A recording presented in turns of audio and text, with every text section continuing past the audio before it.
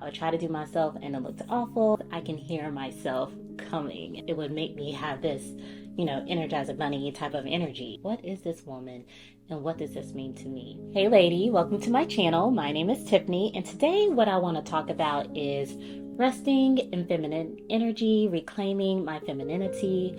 Over the past 6 months, I have been on a journey to just really define what that means to me and how that looks in my family, with my husband, my children, as a mom, and in the workplace. So if that sounds interesting to you, then definitely stay tuned for the rest of the video.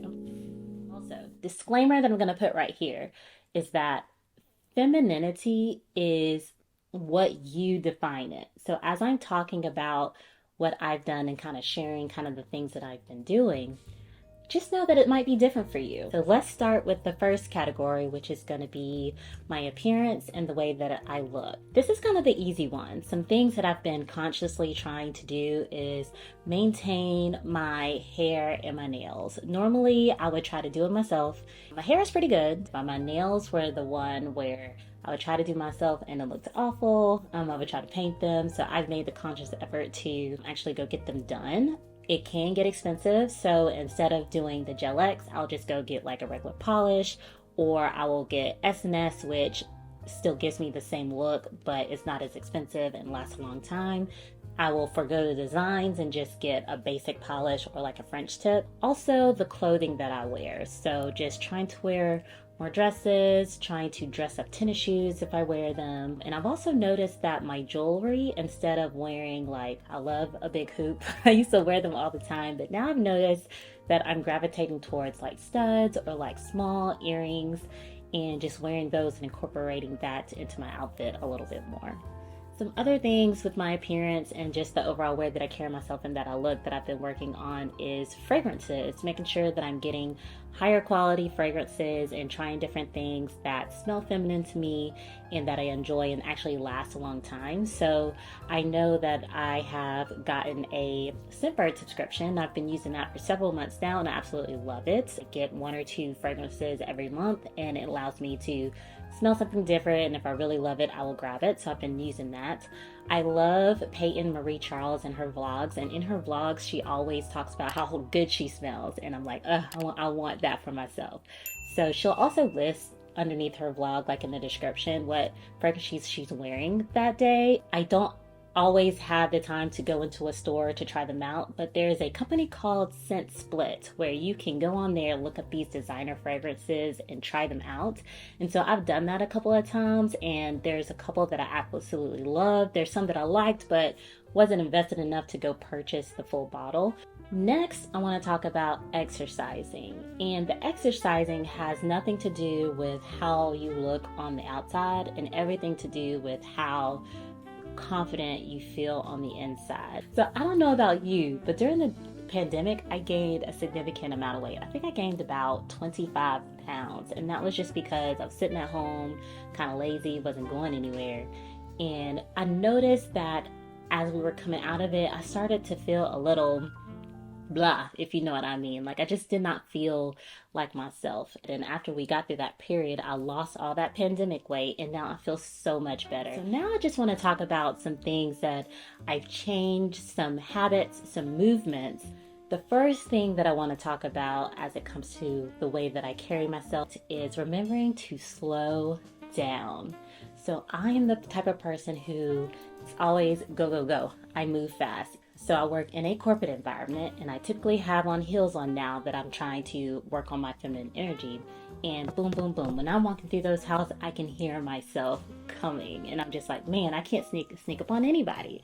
But what I've noticed is those fast movements, it just made me feel kind of anxious. And that anxiousness, I feel like, takes away from my feminine energy. So what I've been deliberately trying to do is slow down my pace. Pay attention to how hard I'm hitting the floor, because there's really no need for me to be boom, boom, boom, boom, boom, walking around like that, you know? Also, watching the way that I speak, talking quietly so that people can hear me. It's still authoritative. I think you can still speak with authority, but just watch that tonation in my voice. That's something I've been working on. To help me with that is I have been trying to cut down on my caffeine intake. I noticed that when I was drinking my caffeine, particularly in the morning, multiple cups, it would make me have this, energizing bunny type of energy. And when I started cutting that down, maybe 1 cup of coffee, and maybe some days I'll substitute coffee for a cup of tea. Another thing that I've been working on, particularly in the constructs of my marriage, is not being so quick to try to solve every problem that comes up. That's my husband's job. Why don't I just let him do that? I have been married almost 18 years, and my husband was in the military for 12 of those years. And so there were periods of time, extended periods of time, where I had to make all the decisions because he was deployed overseas or at training. So there was a lot of times where I had to be the one to solve the problem. But now he's been home for a while. He works in a corporate position now. I don't have to do that. Starting to understand that I don't have to be in control of everything. Number one, God's got everything anyway. So why am I the one to try to solve the problem? I shouldn't try to solve the problem. Let's let my husband handle it. And I've been doing that. Let him handle it.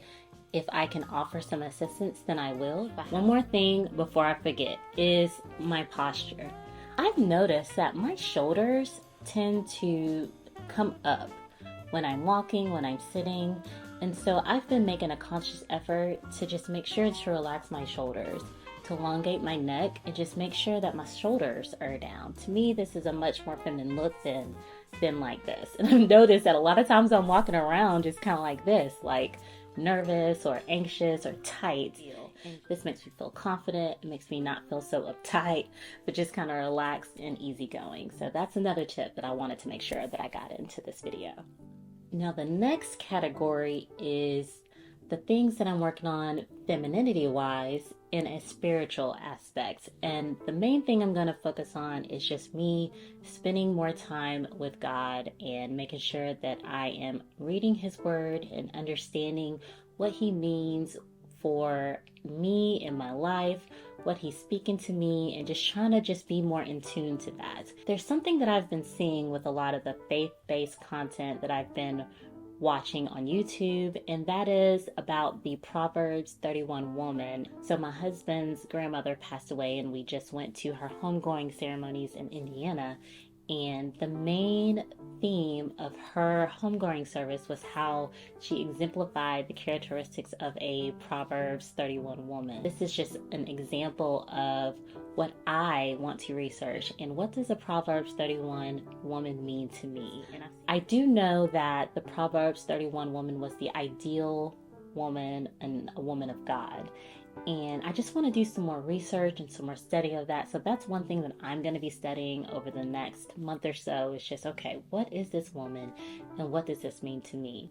The pastor at my husband's grandmother's funeral did a sermon on this in the eulogy, and it was absolutely amazing. And one of the things that he mentioned was that this woman was about her business, basically. She didn't necessarily just stay at home and do nothing. She didn't solely concentrate on her work. She was somewhere in the middle. Spending more time with God, just making sure that I'm connected with Him. That's just another way that I am working to rest more and reclaim that feminine energy. All right, I think that's the end of the video. I've shared everything that I had for you today. Remember, all of the things that I talked about are based on my definition of what resting in femininity means, and it may be different than what you see. So if there are any similarities or differences, definitely put them in the comments. I love to hear what you have to say. Thank you again for watching, and until next time, I'll see you later. Bye.